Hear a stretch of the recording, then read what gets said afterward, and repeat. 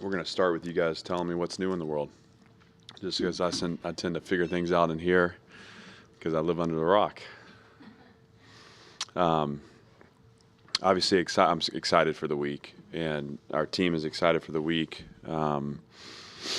This is an important one for us for many reasons. It's the close of the regular season, final home game for our seniors. There are a number of guys that will be honored Saturday that have poured a lot into our program, and I think senior days anymore can get a little crazy just with the transfer portal and all the things that have been introduced. But I think there's a real nucleus of people that we're going to celebrate on Saturday that have meant a lot to me and to this program in the time I've been here. So, and obviously when you get to play the in-state rival and a team that we haven't performed well against, that's the biggest thing to me. We can talk all we want. We need to perform better, and we need to close the gap on the field, and that's the challenge we have. And this is a really good Tennessee team that's coming to play us. So there are not a lot of flaws in their game. Obviously, they've been known for their offense. Their defense has been built into one of the best in the country, and they're really strong on special teams too. So it'll take 3 phases for us, as it always does. And I think what we've learned too, we're going to have to make some breaks in the game as well. So that means, creating turnovers and explosive play on special teams, but something to seize the momentum to give us a chance to have the result we want.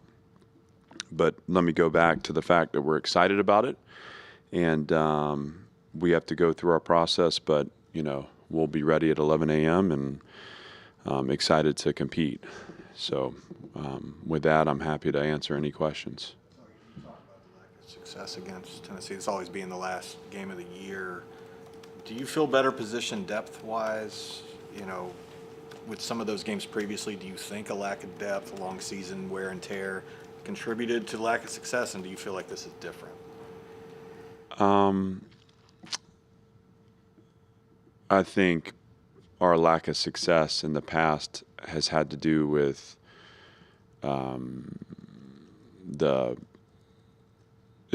the level of play within our program. Honestly, I think depth obviously comes into play absolutely, and that's true of both teams. I think quality depth too is another thing, and you can look in our league, and I think that's a challenge for us. Is we have to continue to build quality depth in this program and make sure that our ones and twos there's very little margin between the performance in the depth chart, and then obviously in certain position, you need to roll 3 deep, and for example, the defensive line, to be able to compete and play in this league, you really want to have a healthy 3 deep where everyone can contribute. And I think we're better positioned now than we have been through the efforts in recruiting and retaining, and then obviously the transfer portal. But that's still an area we need to push to grow. Your question about performance in the year, I think there was a part of our lack of success in the past has been just not being a good enough team to be on the field and to create the pressure we need to create on the opponent. I think too, I would challenge the competitive spirit we've held at the end of the season, especially last season. I think there were some guys that were pouring it all out there, and I think there were others that weren't. And that's the reality of building a program and needing to shed some skin so that you can keep growing forward. We played this game 2 years ago, and we were a 5-6 team on the verge of bowl eligibility, and we feel like we didn't show up. And so those are hard things, Gentry, and I mean that's not anything that we have to be at our highest level on Saturday, or this game can go any which way. That's how good they are. But we're good and dangerous too when we played our identity and played our strategy, and like I said, create some momentum plays within a game. And that's what we're setting out to do. And I challenged the coaches on really Saturday after the game, and then again on Sunday. I challenged the team this morning. This needs to be our best week, and where it's human nature to kind of turn down the intensity and turn down the volume and cruise at the finish. We're gonna sprint to the finish, and we're gonna do everything we can to prepare for what is a challenging opponent, so that we can have fun on Saturday and have fun in the competition. How do you get the offense functioning back how it was a few, maybe like 6 weeks ago or whatever, when Diego looks like he can't really move? Yeah, I mean, I think Diego's limited. There's still an ability for him to keep us ahead of the chains. I thought he had an explosive run in the game on Saturday, and it was at the back end of that where we felt like we needed to infuse Nate into the offense just to get some of the option game going. But if he's out there, it's because he's going to be able to keep us ahead of the chains and keep us on the field. I think the challenge of where our offense is fallen off is that we haven't been able to establish a run game. I thought it looked better against LSU. I thought we had opportunities there where we found some space, and sometimes they were kind of gritty 5 or 6 yard runs, but we were able to do that. We have to commit to that. We have to design success. So whether it's formation, motion, or just the play to create the leverage advantage we need to win the point of attack, we got to play better in the front. That's been a push internally really since the Auburn game is, how do we strengthen our play up front? I know, I thought the O-line had a good bye week. I thought they played better against LSU, but obviously this will be a real challenge for them facing a good defensive line. So we need them to show up and play at their highest level. And then we have to capitalize on our opportunities. So, for us offensively, with where our program is right now, possession is the number one priority. That we want to maintain the possession of the ball. We want to extend drives, and that means multiple first downs and being able to flip the field and play a field position game. So what we can't have is 3 and outs. What we can't have is pre-snap penalties that set us back on third down, which happened twice against LSU.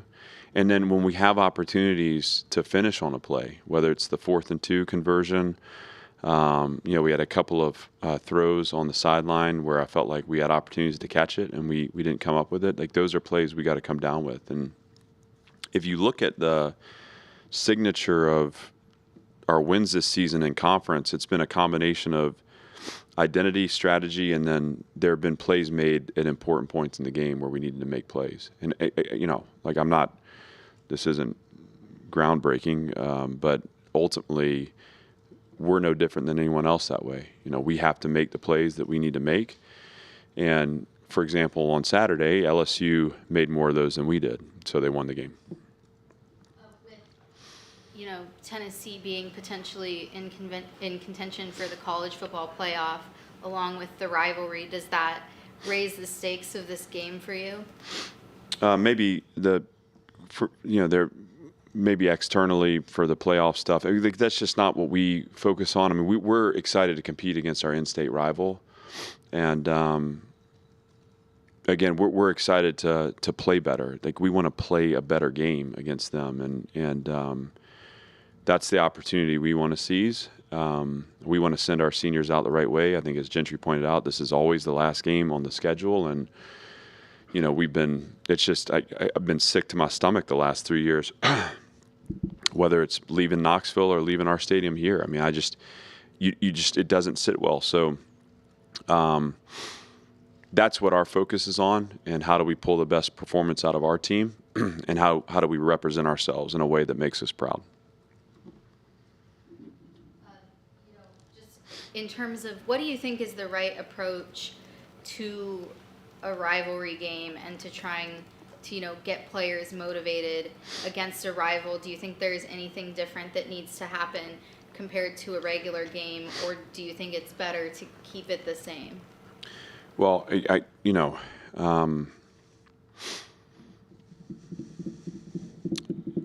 era of college football is such that,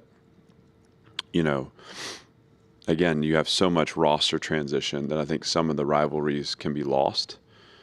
The unique thing about this game is that it's like extremely personal to me, right? Because I grew up in this city. I grew up following this program. I played in this program, as did Javon Hay, as did some of our other staff members. And so we understand, and again, the meaning of this game cuts deep to us. So my job is to communicate that and to communicate how important it is as a member of this football program that we prepare in a way and show up in a way that represents and reflects the pride of the Vanderbilt community and our university. And so maybe it's a little old school, but that stuff still matters to me. Now, when it comes to the actual game, we're not going to be given a pregame speech about it because the actual game will be about execution and focus, just like it always is. I think what you want to understand in the emotional parts of this is how you channel that into energy in your preparation. And I think the more you can do that, when the ball's put on the tee and it's kicked off, all the rest of it goes out the window. So, but they know, and we've talked a lot about it. We'll continue to talk about the importance of this game, and to be honest with you, again, performing better in it. That message was loud and clear yesterday. It was loud and clear today, and we'll continue that way through the week. Seems like the run defense has declined some the last two games. How do you guys improve there, and what's the level of priority given Dylan Sampson is on there? Yeah, he's one of the best in the country, we have. Against South Carolina, I felt like we had a couple of big breakdowns in our structure with two chunk runs. One went for a touchdown. I think one was down before it got to the end zone, but set up a score. Both were split safety defenses, but they're sound structures, and we fit them fine through the season. So that's not a matter of what you're playing. Again, one thing that helps us to be successful is the more space we can eliminate pre-snap, the better we can down the ball post-snap. So rotating a safety and playing a loaded box does help. But in today's college football, you've got to be able to play quarters and quarter half and feel like you can hold up against the run. So it's not that we're making calls that compromise the integrity of a run structure. It's that we have not executed at a level against talented running backs, and it's cost us. So I can go into the details of the quarters fit where we got to leverage the ball outside in at safety. We got to stay on our feet and tackle it. We got to compress the seams inside out and outside in up front. To give ourselves a chance to down the ball, and it still may be a 4-yard gain, but we're not talking about it if it's a 4-yard gain. There was a cloud corner in the South Carolina game where, we're getting the end of our line of scrimmage reached, and he snatches in too early, which creates a short edge, which means the ball punctures before the corner can get to it. That's a fundamental technical thing. And again, when you play against good backs, they make you pay for it. In the LSU game, I believe they had 150-something yards, 40 of which came on two plays that went for touchdowns. One of them was quarters where we were just out of our structure. We just didn't execute the call, and he was able to pop through a seam and find his way to the end zone. And the other was quarter half, and that if we play within our structure, the ball's downed. And I felt like in the LSU game, once we got through those two bad snaps, on the whole, we settled into a run defense that resembles what we've been this year. Now, again, going to Saturday, if you don't fit in the right way against this team, so there's two things to this. There's horizontal stretch in the formation, and there's vertical puncture of the run game. And so the splits pull you apart, and the run game is meant to go downhill and again, if you're not really skilled at playing square up front and low and long, and they can move you, and you get turned and washed, he will score touchdowns. If you go back to 22 against this same system, different back, that's what they did. I mean, they ran the ball on us in 22. So, again, playing square, building our run wall inside out, second level players understanding how to fit in the calls we have. We in this plan have some 4 down, have some 3 down, but the message this morning to the defense was like, you cannot mess around against this team. You just can't mess around. And the minute the other part of this is the horizontal stretch of the formation plus the tempo, right? So the tempo then gets you fatigued and gets you out of position or out of your technique. And now all of a sudden you're lifted at the point of attack and they find the vertical puncture. So it's a challenge, Robbie. And again, what I can do is make sure that we're not putting a call on the sheet that doesn't have an answer. There's never a situation where we shouldn't have a tackler. To talk about the last 2 weeks, we've had tacklers, right? We either haven't sent the ball to them or we haven't leveraged the ball the right way. We can't afford to make those mistakes against this team on Saturday, and the kids know that. We'll put every ounce of our energy into the preparation of it, but it's going to be about executing it on Saturday. That may have been a little too nuanced, but that goes into our postseason clinic we're going to run. Gentry, you're invited to that too, by the way. Okay. Does Diego need surgery after the season? Like, is he going to play the bowl game? There's no surgery impending. I mean, he's and I want to be short of I think he needs to be properly evaluated just like everybody does. But I don't. I mean, we through the season, he's gotten everything I think on his body scanned and checked, and there's just the wears and the tears and the bumps and the bruises. So I don't see that he wouldn't be available to play. Is Eli Stowers full speed? Looked like he wasn't maybe as much a part of things last week. No, he was intended to be. I mean, I think there's a combination of him getting open and us finding him, and there's just he's always going to be a part of our plan. But he is full speed.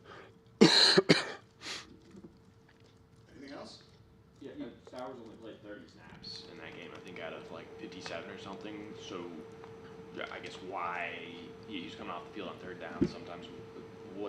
Is that anything with the knee in terms of snap count or no? Play design at times. I mean, I think there was some frustration with a lack of execution. Obviously, we had a false start penalty too. I mean, there's just some things where it wasn't. I don't think it was the best performance, but the decision that our offensive staff makes on who's in the game. I mean, it's for him. This is not about somehow protecting an injury or anything like that. It's either design relative or performance relative. But he was out there today making all kinds of plays. So I'm expecting them to have a great game on Saturday. What does he do so well?